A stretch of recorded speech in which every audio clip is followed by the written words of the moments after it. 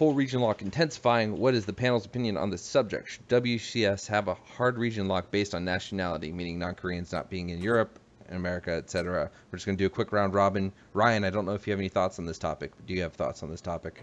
It helped Dota. All right, Destiny. Nope, no thoughts. All right, do you support it, or are you against it, or are you completely indifferent? I'm completely different. Okay. All right, Beastie. I think it should be hard region lock. All right, Jeff. I agree with BCQ to keep those Serbians out of our WCS events. Jesus, right? Mm-hmm. Fucking damn. All right, cool. That was quick. What effect do you think the removal of macro mechanics will have on gameplay and balance, except for the obvious it can make games easier argument? Since all three races have a harder time maxing out, will we see even more action than what the average Legacy of the Void game looks like right now? Kick that one to Beastie, since you're the Legacy of the Void master. It's actually going to slow down the game. I think by quite a lot. I mean, no chrono boost, warp ins, not being able to warp in offensively. The game is going to actually change quite a lot. I think the warp in change will change more than the economy model itself. But, you know, it's one of those things that you just have to play and see. Jeff? Uninterestingly enough, I agree with BCQ. Let's see how it impacts. We talked about it last show, I believe, and you know, I personally am of the opinion, without trying it, that I think it shouldn't go. But let's see where it goes. All right, Destiny. Same as the other two. Same thing. I always check on stuff like this. I think we have to wait and see how it plays out and how it actually gets implemented to see how it actually looks. Thank you, Ryan. I'm just gonna. We gotta see how it plays out. Yeah. All right, there we go. He knows how to do this. All right. How do you guys feel about the new automated? All right. So, do you have any feelings about the new automated tournament system, Destiny? I don't know. I mean, I'll be playing it. I'll see how it looks, but I don't have any like strong. I don't know. Some people seem to clamor for this a lot. I guess this was in Warcraft 3. Yes. Was it? Or did I make that up? No, it was in Warcraft 3. Oh yeah. So I guess I don't know. I guess we'll see how it plays out. It seems like it could be interesting. Did they say if you'll get ladder points based off of it, or is it just? It's just automated tournament. Just automated tournament. Yeah. Well, I guess we'll see. All right, Beastie. I imagine you'll be participating in at least one a day, right?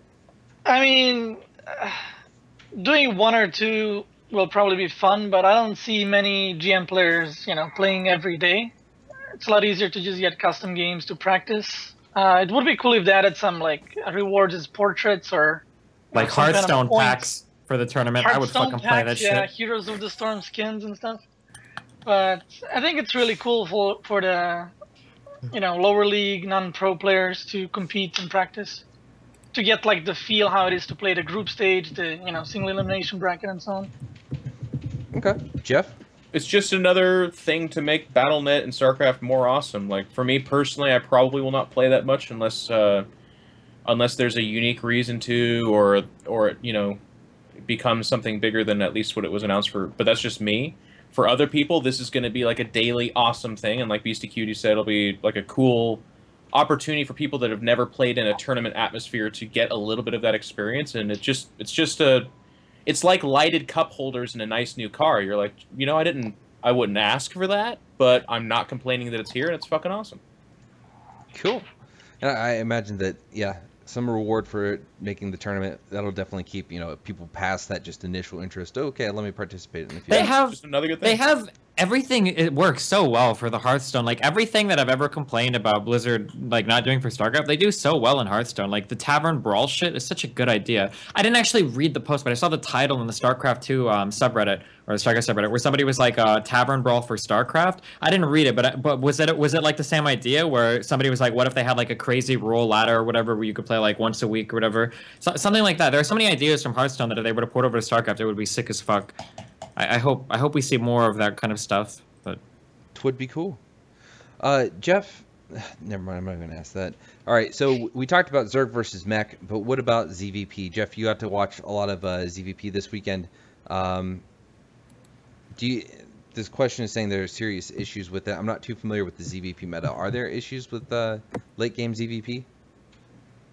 I mean, Protoss versus Zerg has got a lot stronger since the Swarm host has been all but not necessarily removed, but certainly nerfed, and it's basically removed from especially the role that it was in. So Protoss is doing a lot better, and in the mega late game, Zerg just kind of has to. It either has to be like a Broodlord Infestor composition, which is not the one that we've been jokingly referring to earlier, or like an Ultralisk Infestor Viper composition that is very hard to control and manage, and is not like, depending on the position of the Protoss and like how confined the map choke points can be, is also extremely difficult to execute on a high level. So it's really hard right now.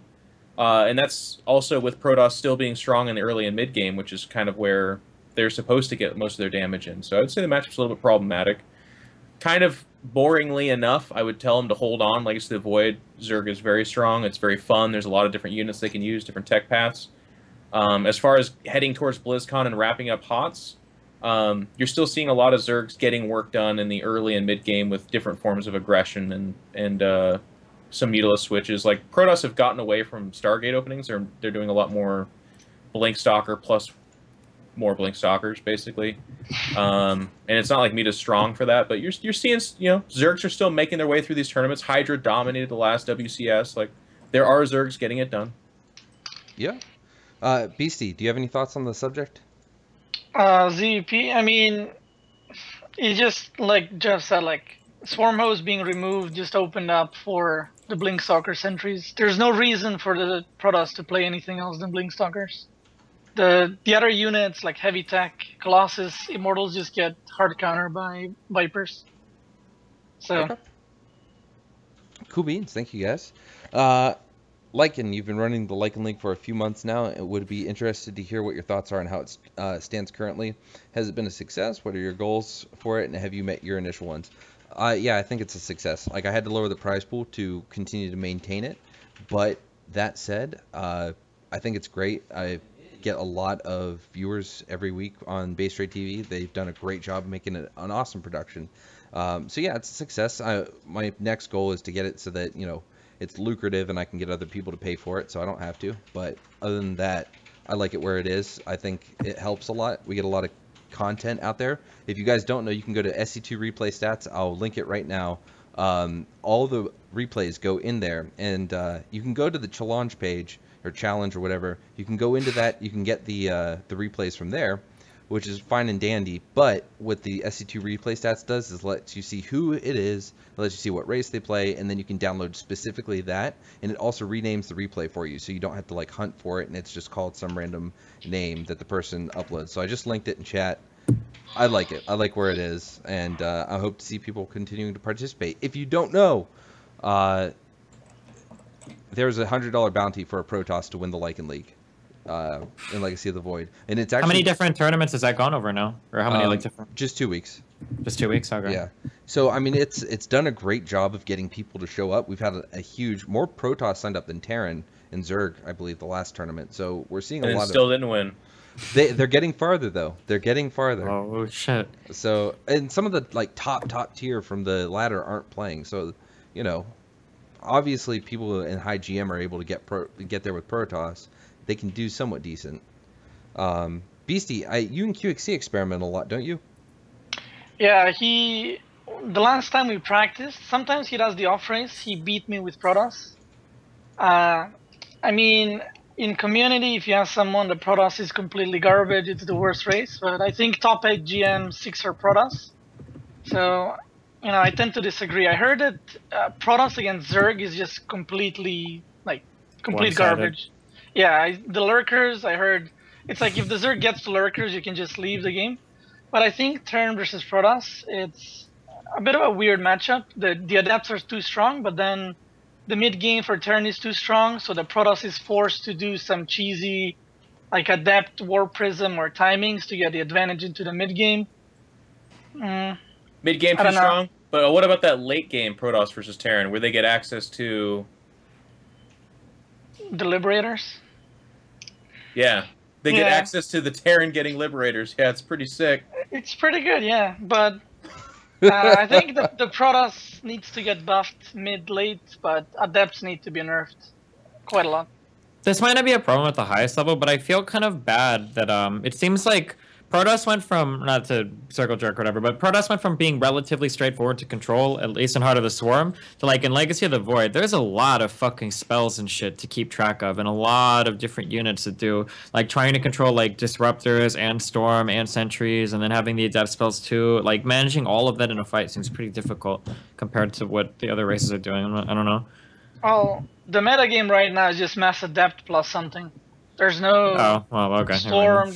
It's just like Mass Adept, Mass Phoenix, Mass Adept, Mass Void Rays, and then they transition into AoE of some kind, whatever they want. Yeah, Storm. Yeah. All right. Oh yeah, there's another Colossus. I forgot about that one. Colossus.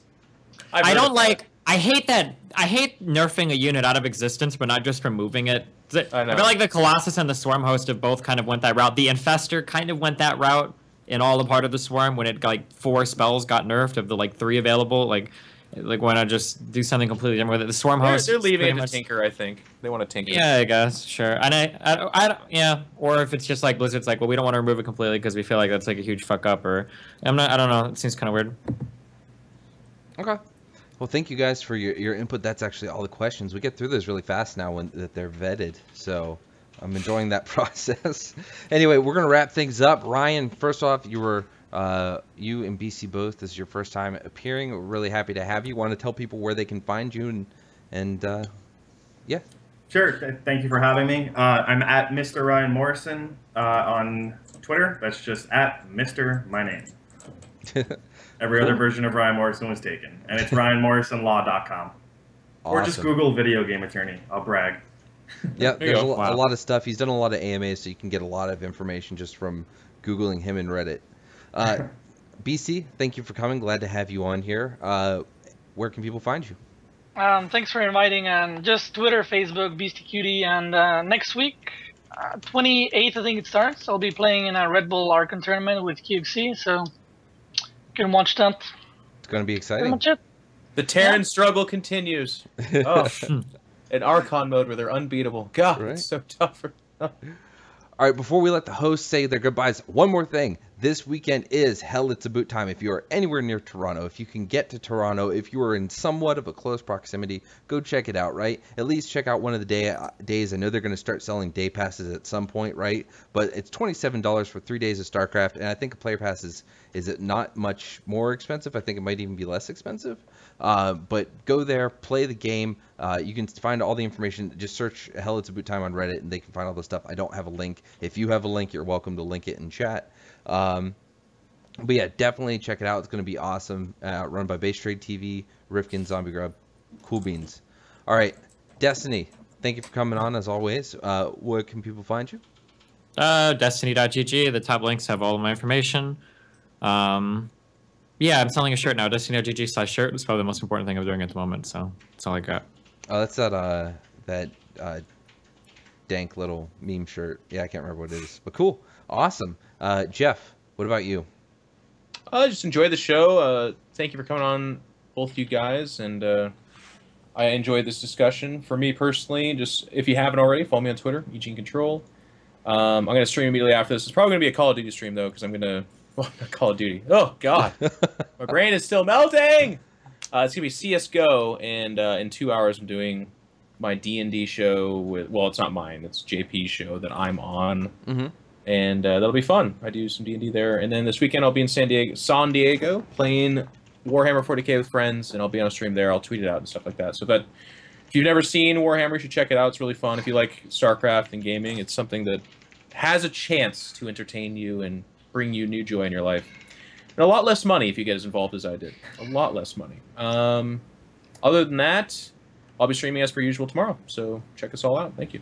In Control TV is your Twitch? Yeah.